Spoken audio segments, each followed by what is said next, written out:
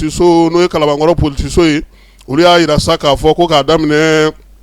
juin kalo tile 16 la ka na bila juin kalo tile 11 na Fala ye olu ye siganama 4 de minɛ marifa b'a bɛɛ lajɛlen bolo. Fila b'a la olu tun bɛ ka yaala k'a fɔ k'olu ye renseignement maaw ye Fala ye n'u y'i ye u b'i gosi k'a fɔ ko he e t'anw dɔn wa anw ye ninnu de ye koyi. O maa filaw tɛgɛ dara olu kan wa marifa yer'u bolo marifa min n'o t'u ta ye. Kalo tile 12 wulikajɔ wɛrɛ fana kɛra tuguni halisa Kabalakaw fɛ yen sɛgɛsɛgɛli min ye commissaire principal de police Yɔrɔ Jakite n'a ka cɛdenw Fala ye Kalabankɔrɔ polisiso la ko u ka wulikajɔ n'u ka cɛsiri siganama 4 fila bɛ olu kɔni kun ta ye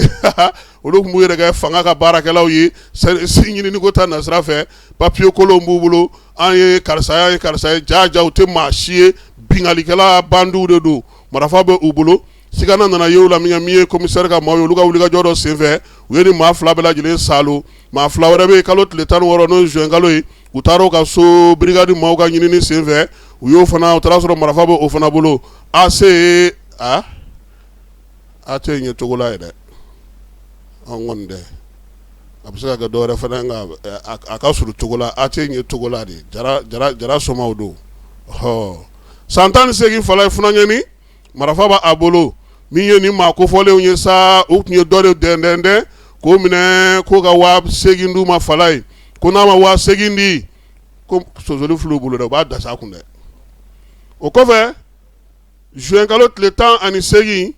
min ye Yɔrɔ Jakite commissaire principal Kalabankɔrɔ Fala n'a ka cɛdenw brigade maaw u ye wulikajɔ kɛ tuguni ka taa AS minɛ san 32 ale fana minɛna Kalabankura sugu la Fala ye kelen dɔ in u taara u ka so fo Cɛbani ka taa sɔrɔ marifa fana b'u bolo n'o ye bamanan marifa dilannen ye juillet kalo tile 11 sa a tɔ 4 nan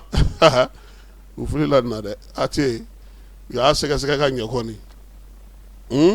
a bɛ se ka kɛ dɔwɛrɛ fana y'o Fala ye anw kɔni dɛ u y'o minɛ Cɛbani sugu kɛrɛfɛla la Fala ye marifa de bɛ nin bɛɛ bolo min ye bamanan marifa pistolet dilannen a n'a chargeur sɛgɛsɛgɛliw kɔni bɛ sen na yaasa ka nin ko ninnu bɛɛ lajɛlen dankɛnɛmaya min ye polisilakaw ye sa ko olu ka baara n'u ka wulikajɔ bɛɛ lajɛlen bɛ kɛ min ye inspecteur général de police Yusu Kone ale ka yamaruya kɔnɔna na ka kɛ ni Dawudu o ka dɛmɛ ye n'o ye ministre min bɛ jamana kɔnɔ lakana kunna polisiw ni mago b'u la sa kalo 12 101 101 i b'o dasi i bɛ polisiw sɔrɔ Mali fantan 4 Compol Berté sɛbɛn bɔra ale yɔrɔ polisi direction ba ale kɔnɔna